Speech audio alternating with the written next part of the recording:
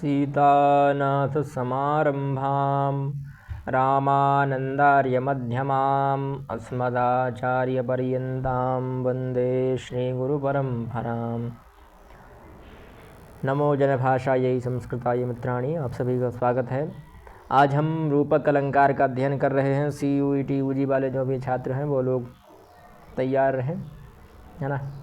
इससे पूर्व उपमा अलंकार पढ़ चुके हैं हम। उपमा में हमने कई चीज़ों का अध्ययन किया। अब उपमा से आगे चलते हैं। अब आते हैं रूपक में। तो रूपक के बारे में जान लेते हैं। रूपकम रूपितारोपाद विषये निरपहनवे तद्रूपकम भेदो यह उपमानोपमेयो। यानी हमने जो उपमा में पढ़ा था कि यह इसके समान है, यह इसके समान है, यह इसके समान है, ऐसा हमने पढ़ा था। यह इसके तुल्य है, सम है, समान है। अब वहाँ पर सीधा आरोपण कर दिया जाए कि भाई ये तो यही है, ये सीधा यही है ना। भले ही वो चीज़ नहीं हो पर उसको हम सीधा आरोपण कर दें कि नहीं ये चीज़ यही है, उसको ही हम कहते हैं रूपक, है ना। जहाँ पर उपमान और उपमेय तो अलग होते हैं पर दोनों में कोई भेद नहीं, छोड़ देते हैं, कह देते हैं कि भाई ये तो यही चीज़ है। वो रहेंगे अलग अलग, दिखेंगे अलग अलग, पर उनको चिपका ऐसा देंगे कि भाई ऐसा नहीं लगेगा कि ये अलग अलग हैं। वहाँ तो स्पष्ट समझ में आ रहा है कि चंद्रमुख मतलब चंद्र के समान मुख तो ये लोगों की दृष्टि में हो ही नहीं सकता, है ना। पर वहाँ पर सीधा कह दिया जाए कि भाई इसका तो पशु के समान ही मुख है, पशुवत मुख है, सीधा कह दिया जाए तो उसमें आप समझ लीजिए ये सीधा रूपक का प्रवेश करा दिया है ना। तद्रूपकम उपमानोपमेयो, है ना। भेद नहीं छोड़ा जाता। लेकिन यदि उपमान और उपमेय में अभेद कर दिया जाए, यानी भेद ना रखा जाए, तो सीधा समझ लीजिए रूपक अलंकार होता है। जहाँ उपमान और उपमेय में आरोपण कर दिया जाता है ना, कि जो उपमान है वही उपमेय में चला जाए, सीधा दोनों में एकत्व आ जाए, उसको कह देते हैं रूपक। अर्थात उपमेय को उपमान के रूप में बना लिया जाए, जो उपमेय था उसी को उपमान कर दिया जाए, है ना। जिसको हम सामान्य रूप से उपमेय मानते हैं वह उपमान हो जाए, तो समझ लीजिए वहाँ पर भी रूपक अलंकार है। और मुख्यतः यह थोड़े व्यंग्यों में काम में आता है। जहाँ जहाँ व्यंग दिए जाते हैं वहाँ व्यंग्यों में, अथवा किसी की बहुत अच्छे तरीके से तारीफ़ करनी है, बहुत भयंकर तरीके से तारीफ़ करनी है, तो वहाँ पर रूपक का प्रयोग किया जाता है। एक उदाहरण है, नीति शतक में भी यह श्लोक मिलता है, चाणक्य नीति में भी यह श्लोक है। साहित्य संगीत कला विहीन साक्षात् पशु पुच्छ विषाणहीन तृणन्न खादन्नपि जीवमानः तद्भागधेयं परमं पशूनाम। अब छंद हम पढ़ा ही चुके हैं, तो आप लोग बताइएगा इसमें छंद कौन सा है। ठीक है, हम लोग आपकी थोड़ी बहुत सहायता कर सकते हैं। तीनों पादों में अलग अलग अक्षरों का प्रयोग किया गया है। प्रथम अक्षर थोड़े अलग हैं, कहीं पर दीर्घ अक्षर है, कहीं पर लघु अक्षर है, जिसको हम कहते हैं ह्रस्व और गुरु। और 11 अक्षर होंगे जहाँ तक मुझे देखने में आ रहा है। अब आप बता ही सकते हैं कि छंद कौन सा है। तो साहित्य और संगीत से कला विहीन, साहित्य संगीत कला से रहित व्यक्ति, बिना पूँछ और बिना सींग के, है ना। साक्षात पशु पुच्छ विषाणहीना, पुच्छ और विषाणहीना, बिना पूँछ और बिना विषाण मतलब सींग के, वह साक्षात पशु ही है। तृण न खादन्नपि जीवमानः, उसको छोड़ दीजिए, कि वह साक्षात पशु ही है बिना पूँछ और बिना विषाण के। कौन व्यक्ति जो साहित्य और संगीत अथवा कला से विहीन है, वह साक्षात पशु है बिना पूँछ और बिना विषाण के। वह घास नहीं खाता, इतना ही कृपा है उन लोगों पर नहीं तो वह घास खाने लगेगा तो उन पशुओं के लिए घास ही नहीं मिलेगा। तो तृणन्न खादन्नपि जीवमानः तद्भागधेयं परमं पशूनाम। यानी यहाँ पर साहित्य संगीत कला विहीन जो व्यक्ति है, जो उपमेय है, उस पर पशुत्व का उपमान आरोपण कर दिया गया कि भाई तू तो पशु है। ठीक, तो यह उपमेय को उपमान बना दिया गया। ठीक,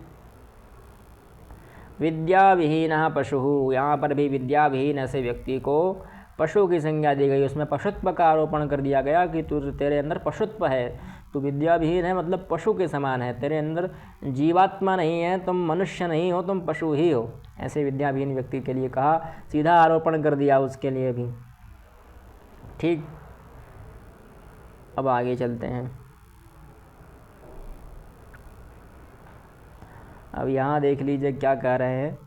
सम्राजाकवरेण यच्चरणयो शिष्यत्वमङ्गीकृतं तत्सेनापतिनां वरेश्वर जगद्विख्यातमानेन च राजस्थान निवासिनोऽपि बहुशो धन्या बभूवर्जनाः एकेतच्चरणारविंद कृपया ज्ञानार्जनम देभिरे। शार्दुल विक्रीडित छंद है कि जिन दादू जी के चरणों में सम्राट अकबर ने और उनके सेनापति आमेर नरेश, कौन है भैया, ये मानसिंह ने शिष्यत्व को स्वीकार कर लिया था। राजस्थान के निवासी अनेक लोग दादू जी के चरण कमलों की कृपा से ज्ञान प्राप्त किया और धन्य हो गए, आत्मगौरवान्वित हुए। यहाँ पर चरणारविंद कृपया, चरणों में अरविंद मतलब होता है कमल, तो चरणों में अरविंद का आरोपण कर दिया। हम बहुत बार कह देते हैं कि चरण कमलों में प्रणाम है ना, पाद पुष्पों में प्रणाम है, ऐसा हम बहुत बार हिंदी में भी प्रयोग कर देते हैं। तो वही चरणारविंद सीधा उसमें आरोपण कर दिया। यह नहीं कहा कि कमल के समान उनके चरण हैं, यह नहीं कहा, जो उपमेय था उसी को उपमान कर दिया कि भाई उनके चरण ही कमल हैं, है ना, चरण ही कमल है, यह कह दिया कि चरण कमल है। ठीक समझ गए होंगे आप लोग कि जहाँ सीधा कह दिया जाए कि भाई वो चीज़ वैसी दिख नहीं रही, वो वही है, वो दिख नहीं रही है, वो है वही, यानी चरण कमल। कमल के समान चरण नहीं है, कमल ही चरण है, सीधे चरण कमल पर बात आ गई। ठीक, अगला श्लोक है सामान सिंहोऽपि महाप्रतापे अलंचकारांबर राजधानीम आकाबुलम मेन चकामरूपात आंदोलिता शौर्यशः पताका। उन महाप्रताप से युक्त महाराज मानसिंह ने भी राजधानी आमेर को शोभित किया, जिनके द्वारा असम अर्थात कामरूप पर्यंत और काबुल अर्थात अफगानिस्तान पर्यंत अपनी यश रूपी ध्वजा को फहराया। अब रहे तो अकबर के ही सेनापति, भले ही कुछ किया हो उन्होंने, सेनापति तो अकबर के ही रहे, है ना, किया तो देश से द्रोह ही।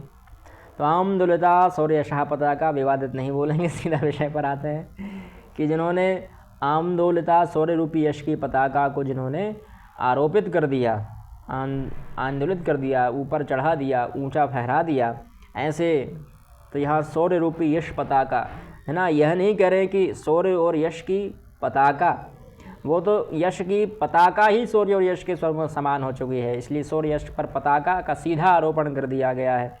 शौर्य और यश की पताका जो है उसको उन्होंने फहरा दिया, तो शौर्य और यश की पताका, इसमें उपमा का प्रयोग नहीं किया, सीधा रूपक आरोपण कर दिया, है ना। पताका का यह नहीं कहा कि शौर्य और यश के समान पताका को फहरा दिया, पताका जो है वह शौर्य यश के समान, शौर्य और यश जो है वह पताका के समान फहरा रहे हैं, बल्कि यह कह दिया कि शौर्य और यश जो है वह पताका ही है और वह फहरा रहे हैं, सीधा आरोपण कर दिया उसमें भी। इसलिए यहाँ पर भी रूपक अलंकार का उन्नयन मान लीजिए आप, रूपक अलंकार है, सीधा उसमें आरोपण कर दिया गया, उसके समान तुलना नहीं की गई कि शौर्य और यश जो है वह पताका के समान फहरा रहे हैं, बल्कि यही कह दिया कि पताका ही शौर्य और यश के समान है और वह आकाश में फहरा रही है शौर्य और यश रूपी पताका। ठीक, एक और श्लोक भी है सम्राट सभायां सभवौ तथैव अर्को यथा राजगणांबरस्य गुणैः स्वकीयैर्बहुमानपूर्वं दिल्लीश्वरेणैष समादृतो भूत्।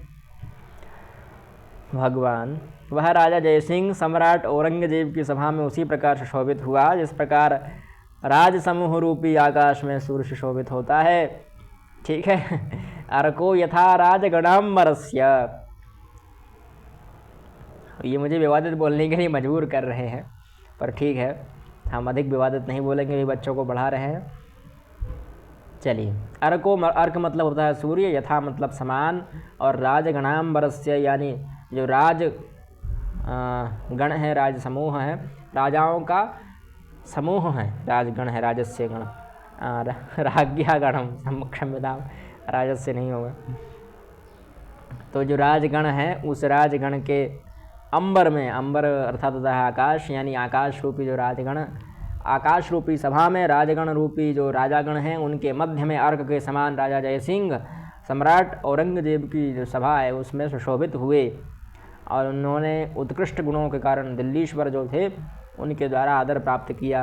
राजगण राज समूह पर अंबर और आकाश का आरोपण किया गया है ना। जो राजगण है, राज समूह है, उसको सीधा अंबर के समान कह दिया गया।